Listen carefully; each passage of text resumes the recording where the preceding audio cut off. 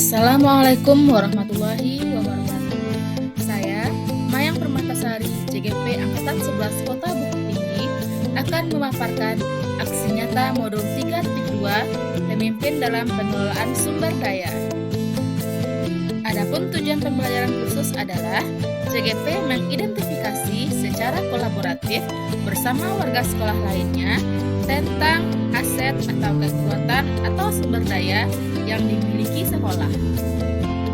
Adapun rangkaian kegiatan yang telah saya lakukan adalah yang pertama, melakukan diskusi bersama kepala sekolah untuk mengidentifikasi aset yang dimiliki oleh sekolah. Kedua, berkolaborasi dengan rekan guru untuk mengidentifikasi aset apa saja yang dimiliki sekolah, baik internal maupun eksternal. Ketiga, mengajak siswa kelas 5 dan kelas 6 untuk mendiskusikan hal baik apa yang dimiliki oleh sekolah berdasarkan pemetaan 7 aset utama tersebut. Keempat, mengajak wali murid dan tokoh masyarakat setempat untuk berdiskusi tentang program sekolah berdasarkan pemetaan 7 modal aset sekolah. Pada proses pemetaan aset SDN 11 Bukit Apit Uhun dilakukan secara kolaboratif dengan melibatkan berbagai pemangku kepentingan, yaitu Ibu Elmianti sebagai Kepala Sekolah SDN 11 Bukit Apit Uhun, guru dan pegawai SDN 11 Bukit Apit Uhun, murid-murid SDN 11 Bukit Apit Uhun, orang tua dan wali murid, tokoh setempat yang diwakili oleh Ketua Komite SDN 11 Bukit Apit Uhun, dan keterwakilan gender yaitu dihadiri oleh laki-laki dan perempuan. Tahapan pertama, saya melakukan diskusi identifikasi aset sekolah bersama kepala sekolah dan majelis guru. Berikut beberapa dokumentasinya.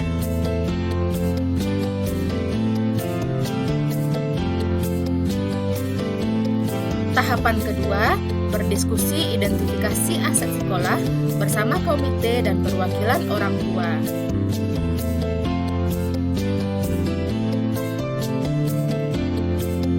Dan tahapan ketiga, berdiskusi identifikasi aset sekolah bersama tokoh masyarakat dan perwakilan wali murid.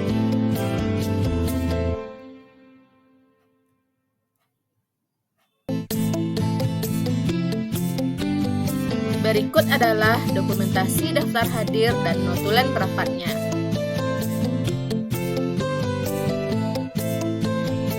Berikut adalah hasil diskusi pemetaan aset utama di SDN 11 Bukit Apit Uhun, Kota Bukit Tinggi. 7 aset utama di SDN 11 Bukit Apit Uhun meliputi modal manusia, modal finansial, modal fisik, modal agama dan budaya, modal lingkungan, modal politik, dan modal sosial. Yang pertama, modal manusia. Aset modal manusia yang terdapat di SDN 11 Bukit Apit Uhun terdiri dari yang pertama, kepala sekolah lulusan S1 dan sudah sertifikasi.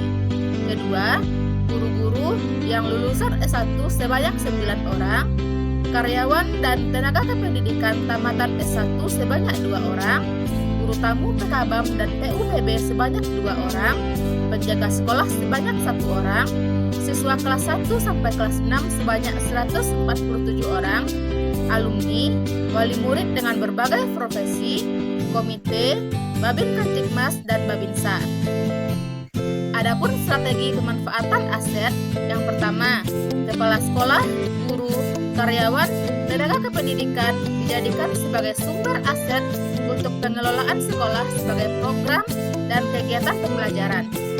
Kedua, siswa dijadikan aset dalam prestasi dan juga berkolaborasi dalam keterlaksanaan pembelajaran.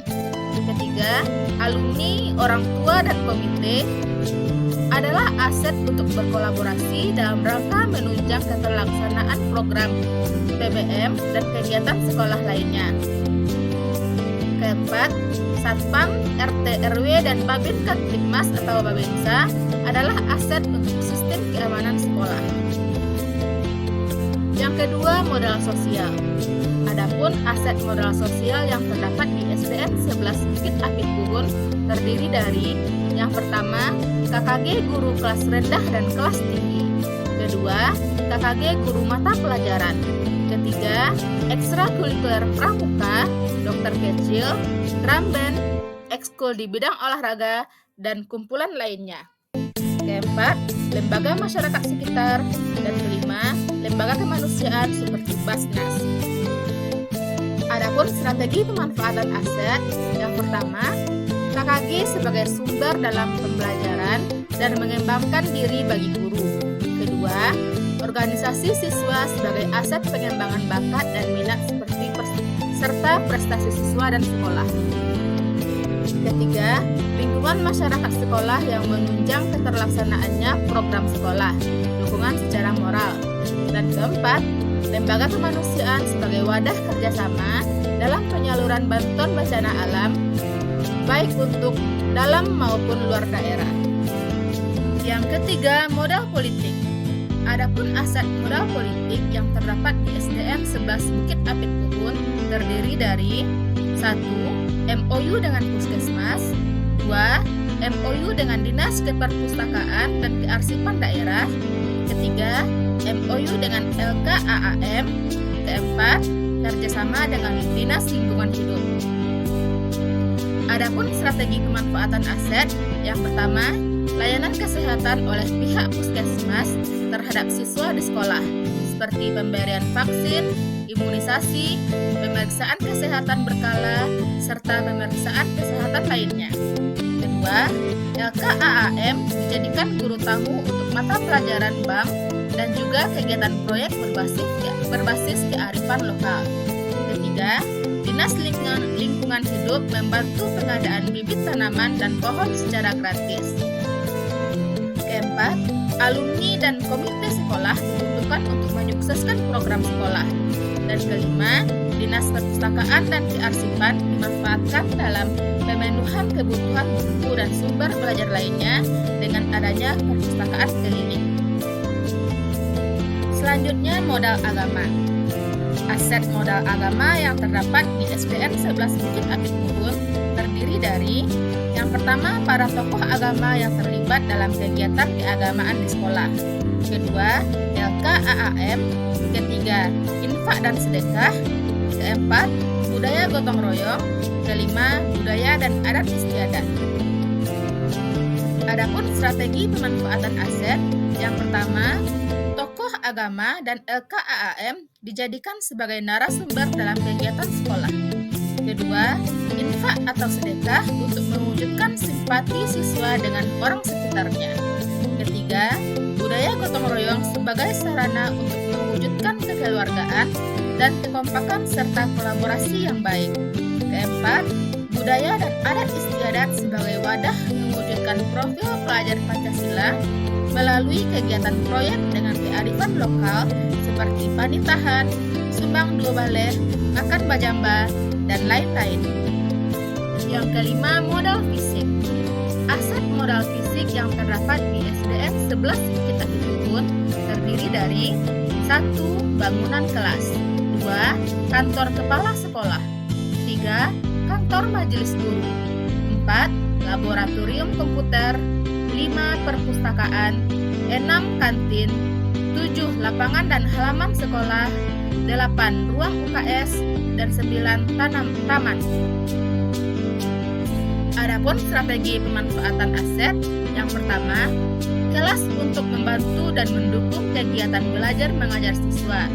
2. Kantor kepala sekolah dan kantor guru untuk mendukung dan memaksimalkan kegiatan Pepsek dan guru selama berkegiatan di sekolah. Ketiga, ruang TU untuk mengoptimalkan seluruh proses ADM yang menyangkut guru dan siswa di sekolah. 4. Labor komputer untuk menunjuk praktek siswa.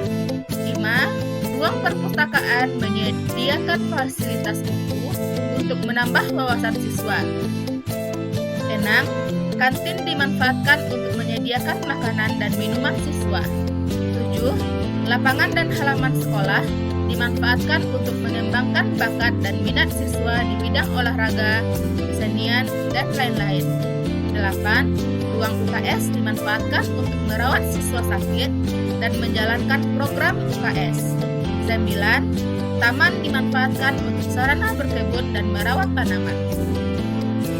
Yang keenam, modal lingkungan. Adapun aset modal lingkungan yang terdapat di SDM 11 Bukit Aktif Ubud terdiri dari: pertama, greenhouse, kedua, kolam, ketiga, kantor-kantor dan toko-toko di sekitar sekolah. Adapun strategi pemanfaatan aset, yaitu yang pertama, 1. Greenhouse digunakan untuk sarana perawatan tanaman dan apotek hidup. 2. Kolam ikan untuk sarana pemeliharaan ikan dan tempat beristirahat. 3. Kantor-kantor di sekitar sekolah yang bisa dijadikan objek pembelajaran dan kegiatan belajar mengajar. Yang terakhir yaitu modal finansial. Aset modal finansial yang terdapat di SDM 11 Bukit Aktif Ubud terdiri dari: 1. Dana BOS, 2.